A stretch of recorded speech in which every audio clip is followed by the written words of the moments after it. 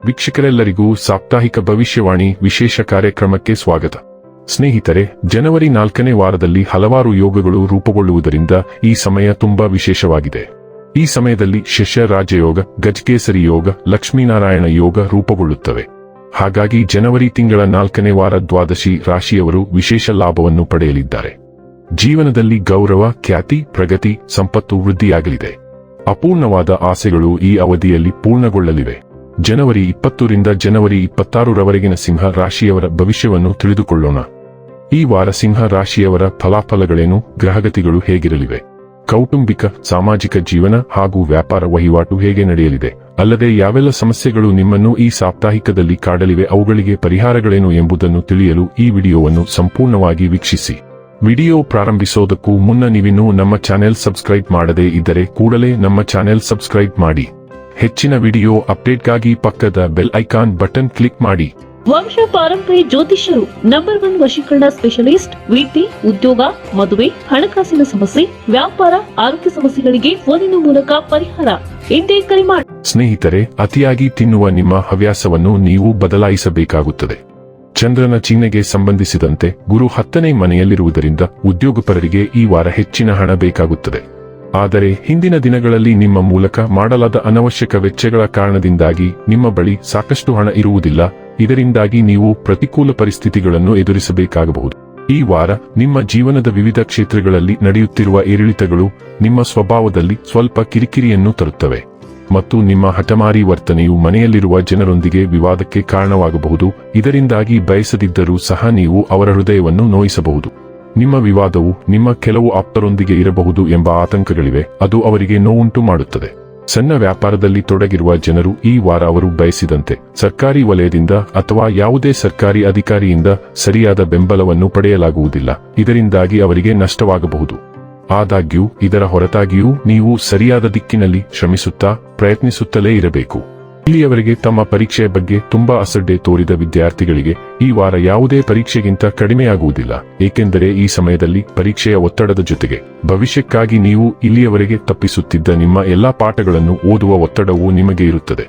ಆದಾಗ್ಯೂ ಇತರ ವಿದ್ಯಾರ್ಥಿಗಳಿಗೆ ಈ ಸಮಯವು ಸಾಮಾನ್ಯವಾಗಲಿದೆ. ವೈವಾಹಿಕ ಜೀವನ ತುಂಬಾ ಚೆನ್ನಾಗಿರಲಿದೆ. ನಿಮ್ಮ ಹಾಗೂ ಸಂಗಾತಿ ನಡುವಿನ ಬಾಂಧವ್ಯ ಚೆನ್ನಾಗಿರಲಿದೆ. ಪ್ರೀತಿಯನ್ನು ಹೇಳಿಕೊಳ್ಳಬೇಕೆಂದಿದ್ದರೆ ಈ ವಾರ ನಿಮಗೆ ಅನುಕೂಲಕರವಾಗಿದೆ. ಕೆಲಸ ಕಾರ್ಯದ ಕಡೆಗೆ ಗಮನಹರಿಸಿ, ನಿಮ್ಮ ಶ್ರಮಕ್ಕೆ ತಕ್ಕ ಪ್ರತಿಫಲ ದೊರೆಯಲಿದೆ. ಈ ಅವಧಿಯಲ್ಲಿ ದೂರದ ಪ್ರಯಾಣ ಒಂಟಿಯಾಗಿ ಮಾಡುವುದನ್ನು ತಪ್ಪಿಸಿ. ಶನಿವಾರದ ದಿನ ನಿಮಗೆ ಅನುಕೂಲಕರವಾಗಿದೆ. 6ನೇ ಮನೆಯಲ್ಲಿ ನಿಮ್ಮ ರಾಶಿಯ ಅಧಿಪತಿಯೇ ಇದ್ದಾನೆ. ಧನಲಾಭ ಕೊಡುವುದರ ಜೊತೆಗೆ ನಿಮ್ಮ ಮಾನಸಿಕ ದೈಹಿಕ ಬಲ ವೃದ್ಧಿಗೊಳಿಸುತ್ತಾನೆ. 7ನೇ ಮನೆಯ ಶುಕ್ರ, 5ನೇ ಮನೆಯ ಬುಧ ಶುಭ ಫಲಗಳನ್ನು ಕೊಡುತ್ತಾರೆ. ಮುಂಬರುವ ದಿನಗಳಲ್ಲಿ ಗುರುಬಲ ಬರುವುದರಿಂದ ಇನ್ನಷ್ಟು ಶಕ್ತಿ ನಿಮಗೆ. ಅಷ್ಟಮ ಶನಿಯ ಪ್ರಭಾವಕ್ಕೂ ಸಿಕ್ಕುವಿರಿ.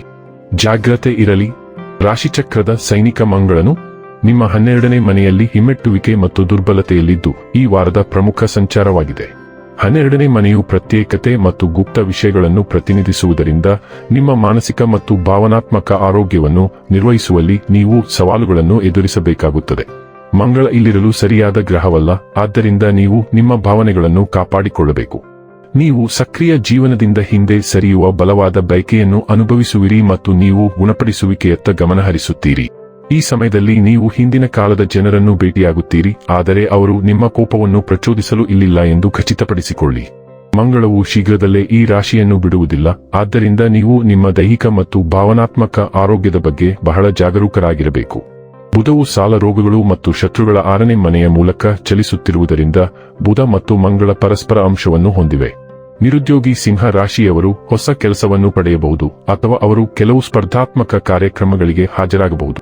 ತಂಡದ ಕೆಲಸ, ಸಣ್ಣ ಯೋಜನೆಗಳು ಮತ್ತು ನಿಮ್ಮ ಕೆಲಸದ ಗುಣಮಟ್ಟದ ಬಗ್ಗೆ ವಿಮರ್ಶೆ ಇರುತ್ತದೆ.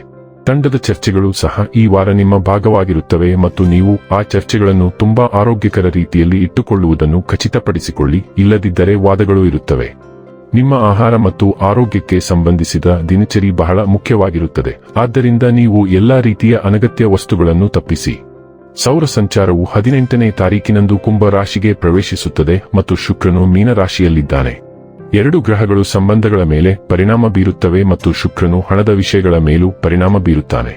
ವೈಯಕ್ತಿಕ ಮತ್ತು ವೃತ್ತಿಪರ ಕ್ಷೇತ್ರದಿಂದ ಹೊಸ ಪಾಲುದಾರಿಕೆಗಳನ್ನು ರೂಪಿಸಲು ಹಲವು ಅವಕಾಶಗಳಿವೆ, ಆದರೆ ನೀವು ಅವುಗಳನ್ನು ಎಚ್ಚರಿಕೆಯಿಂದ ತಿಳಿದುಕೊಳ್ಳಿ.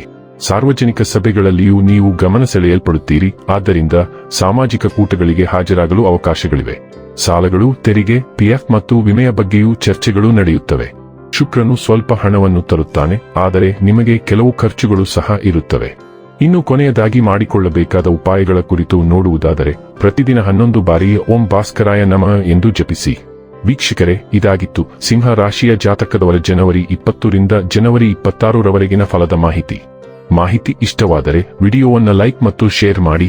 ಹಾಗೆ ಚಾನೆಲ್ ಸಬ್ಸ್ಕ್ರೈಬ್ ಮಾಡುವುದರ ಜೊತೆಗೆ ನಿರಂತರ ವಿಡಿಯೋ ಅಪ್ಡೇಟ್ಸ್ಗಳಿಗಾಗಿ ಪಕ್ಕದ ಬೆಲ್ ಐಕಾನ್ ಕ್ಲಿಕ್ ಮಾಡಿ.